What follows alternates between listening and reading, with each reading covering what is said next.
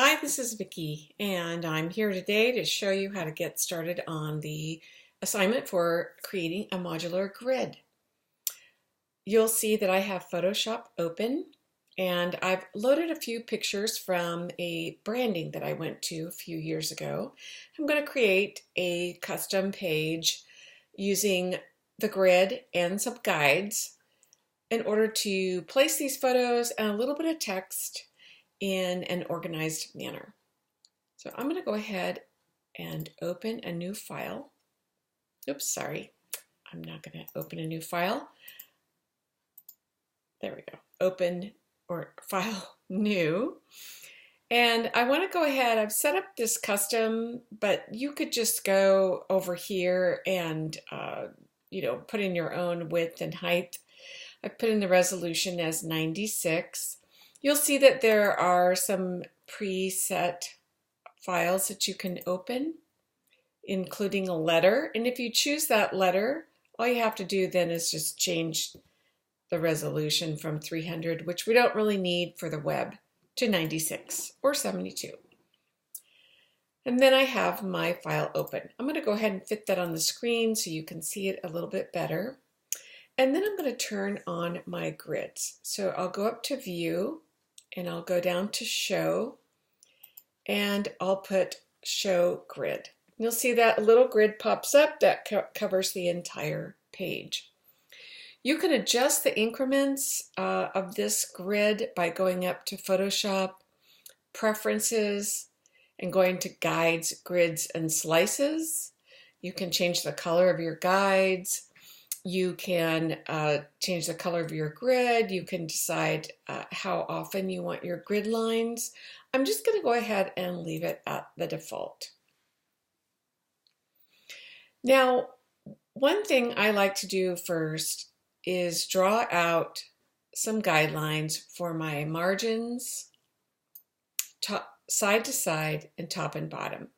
And having the grid set up makes it really easy because you can just pull out a certain number increments of your grid. I'm reserving 2 units of my grid on either side for margins. And all I'm doing up here is clicking and dragging my mouse to put a guide at the top and the bottom.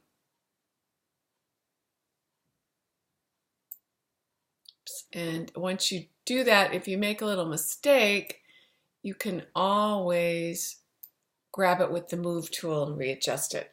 I also want to let you know that you can change your rulers over to inches if you like.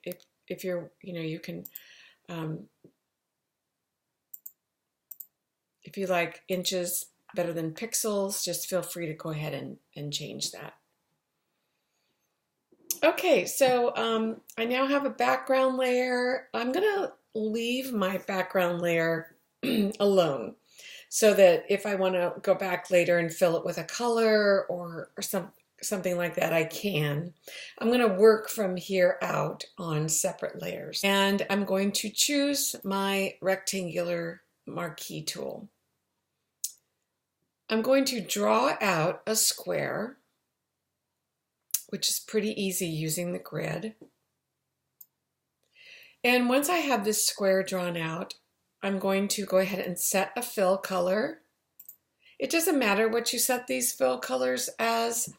You may decide to incorporate some of these areas of color into your design, or you may just end up using them as clipping masks for all of your photos. That's kind of up to you. A lot of this has to be thought out, designed by the creator. That will be you.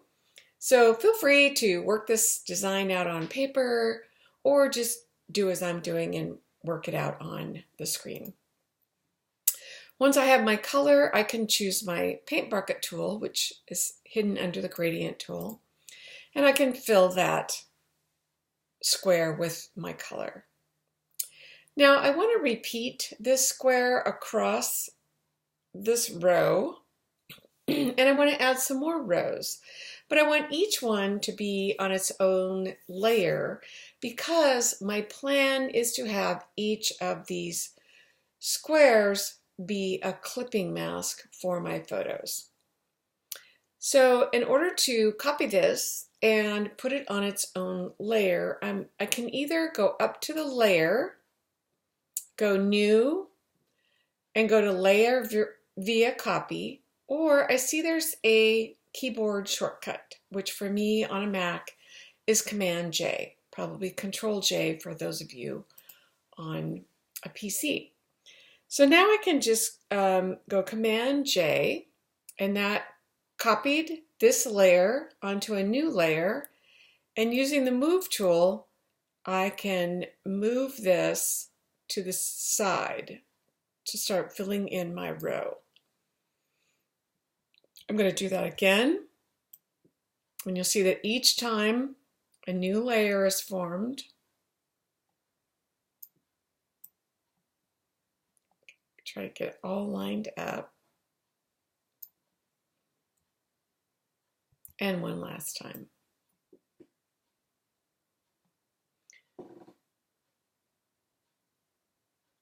Now you'll see that mine, because I practiced first, fits in. I drew my squares, they fit in to the area I have defined as my workspace, leaving the margins clear, so that's good. So I'm going to group these layers in a minute, but first I'm going to go ahead back to layer 1, and I'm going to Command J that one more time and move it down to my second row. Okay, that is layer 1 copy. There's probably an easier way to do this, but this is the way I've done it. So I'm going to select layer 1. I'm going to hold down my Command key and select layer 2, layer 2 copy, and layer 2 copy 2. And I'm going to group those as a layer group, and I'm going to name that top row. This is just to keep me organized. So now I'm going to go ahead and select that one I left out and do the same thing again. I'll do Command J, move it over here.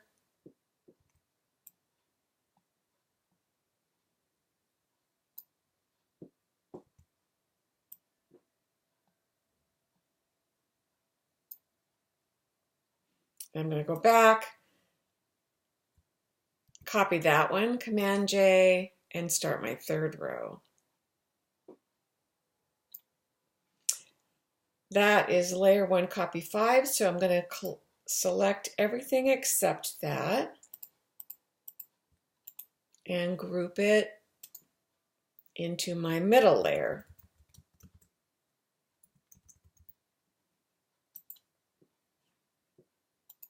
Okay, and then I'm going to just continue across using Command J.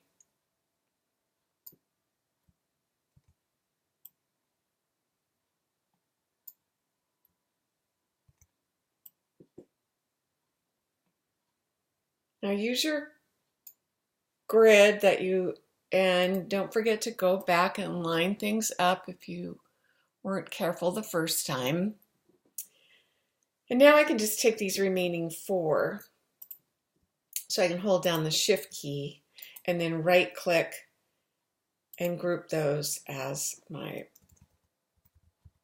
bottom row. Okay, again, that just keeps everything organized. Now I think what I'd like to do is have a feature photo down here, and then I'd also like to have a small text box. So I'm going to go ahead and I'm going to go up to the top. I'm just going to keep my layers building on top and add a new layer. Select my rectangular marquee tool, and this time I'm going to draw out a larger feature size photo. It's a little more rectangular, but I'm still using these my underlying grid to keep things organized. And I will fill that with the same color. And I'm going to go ahead and name that feature image. Now I'll add one more box, and this will be a box for me to add some text. So I'll go over here, add that, fill it, and name it.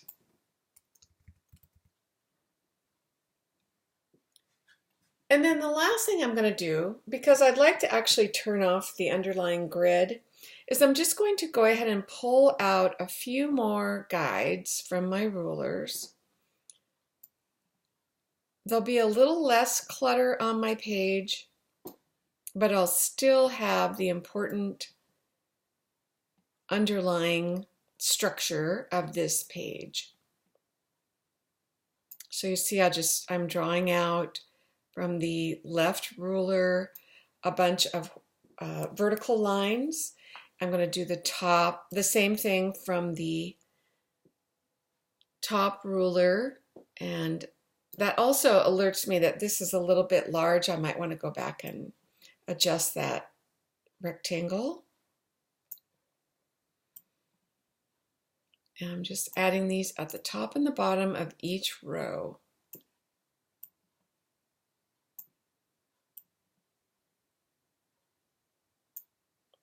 There. Now I can turn off the grid. I don't need it anymore. And I have my underlying structure. Now, you don't have to do anything more than this. I think I will go back and just clean up a couple of these. Looks like this one. Nope.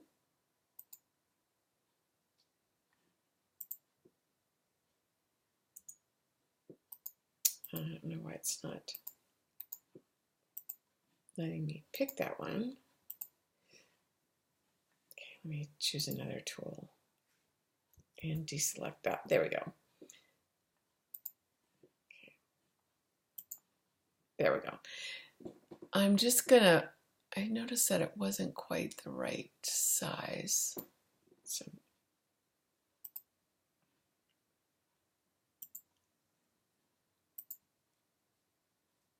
there we go. And then the text box, I'm also going to move that down just slightly so it's better aligned. Okay.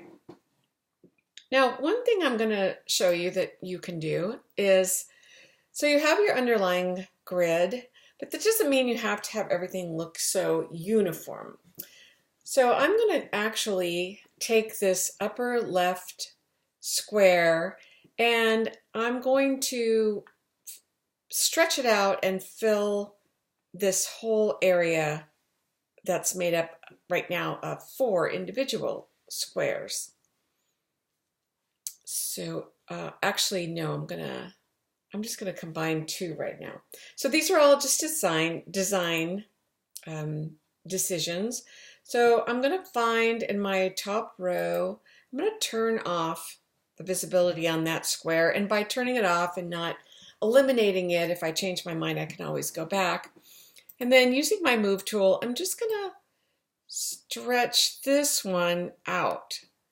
And that means I'm going to have a picture there, but it's going to be a little longer, but it still adheres to the underlying grid. And then what I think I'd like to do over here is on the middle row,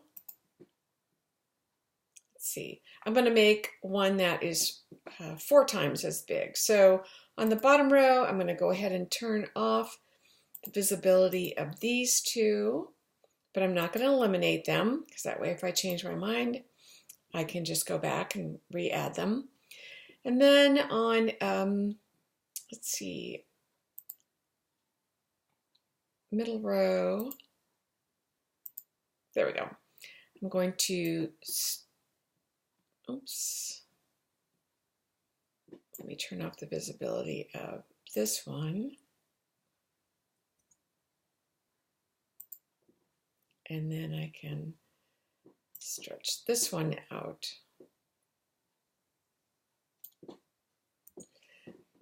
Okay, so you can turn your guides off and on. I'll just turn off my guides temporarily. Now, what I have is the underlying structure for my branding. Say I'm going to mail this out to everybody who was at the branding with photos, just a piece of memorabilia, or I'm going to have it printed. I'll turn my guides back on.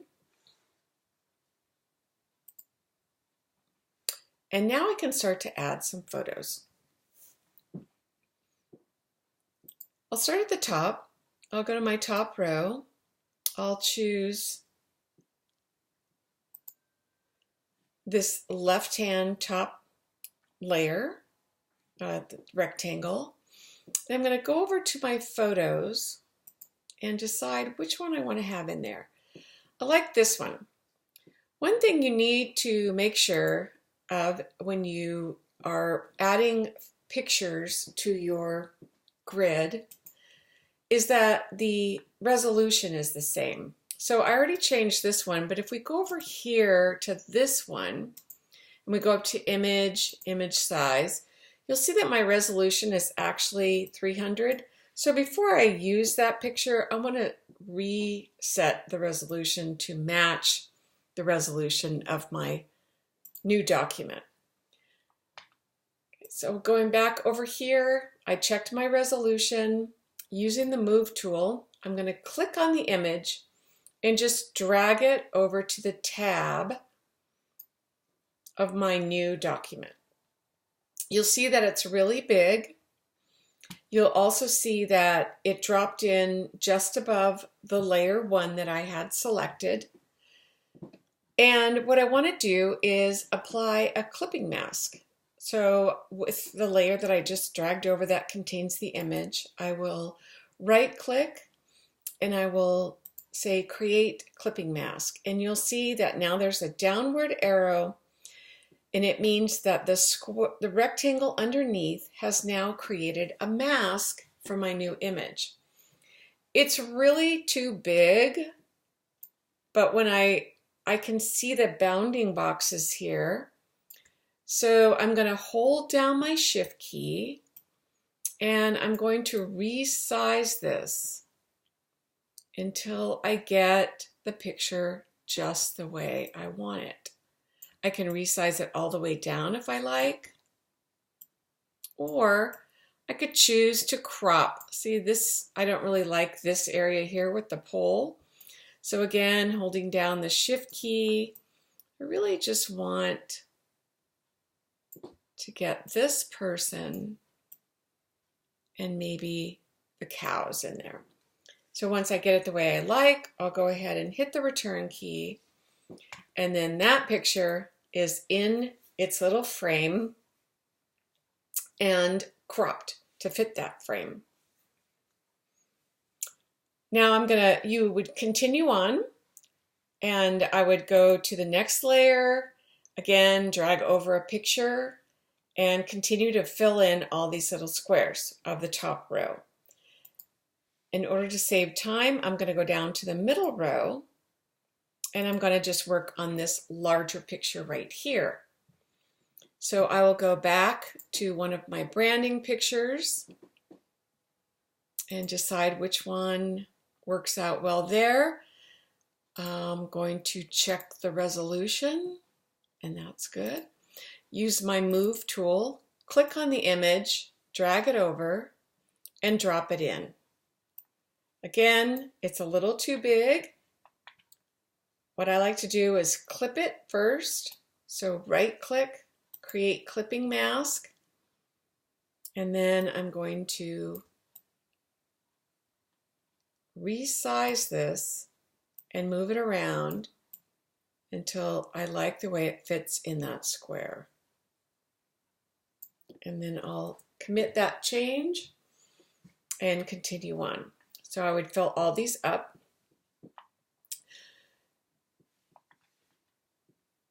Now, in the bottom row, I'm going to go ahead and close that group. I'm going to go ahead and add my feature photo, sorry, not the bottom row, up here, my feature image. So I'll click on that layer. I've decided that, let's see, this will be my feature image. So I'll check my resolution, change it if necessary, use my move tool to drag it over, oops, and drop it in. Right click, create clipping mask, and hold down my shift key while I resize it and move it into place.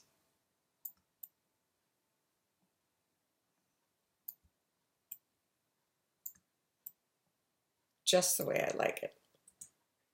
Great. Now I have, and if ever your guides get, you know, a little too distracting, just turn them off. Now I want to put some text in here. So I've created this square. I think the easiest thing to do here is to click on that layer and then create a text box. So using your text tool, you would draw a text box in here and set up your, set up your font, set up your size, set up your color,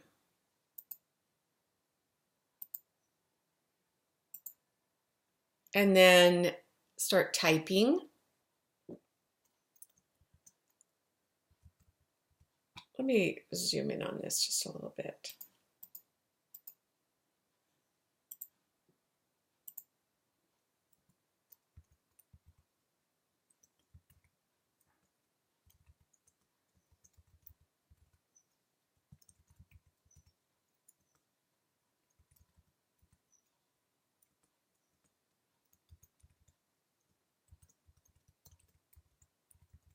So I'm just typing in the names of the people that were here.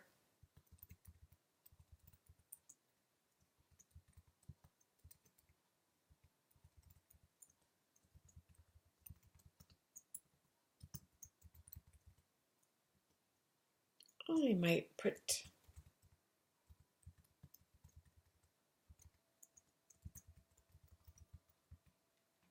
some other information in there. And then you can always rearrange this within your text box. I'm going to go ahead and go back out. I like that.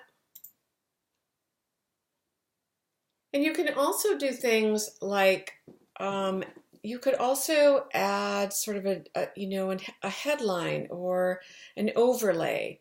So if I wanted to get really fancy with this, I might want to go ahead and add some more text using a really large font.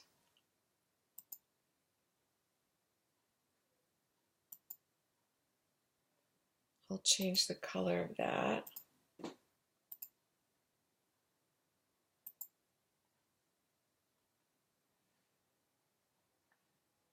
keep it centered. And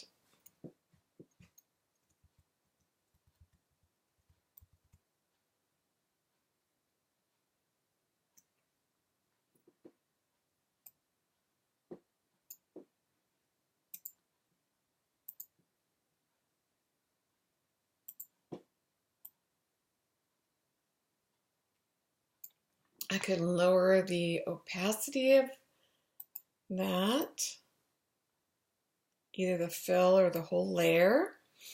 I can add, an effect, something like maybe a stroke. or drop shadow.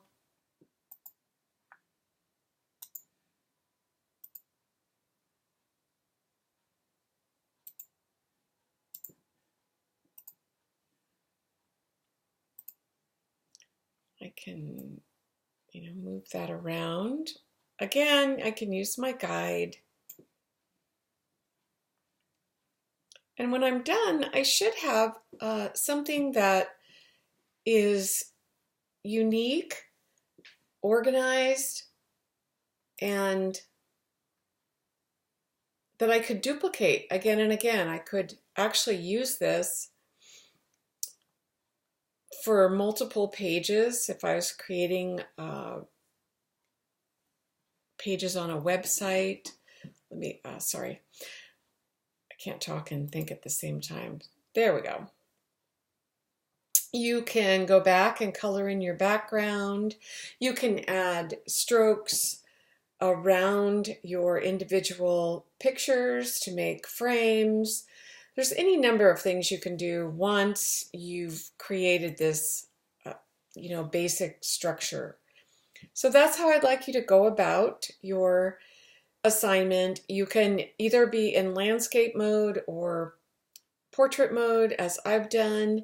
You can add as many or few pictures as you like. You should have some text, and make sure that your pictures are not distorted, that you either crop or resize using the Shift key. And I would recommend using a clipping mask. It makes it very easy to fit photos into a predetermined area. Thanks. Have fun with this. Can't wait to see what you create.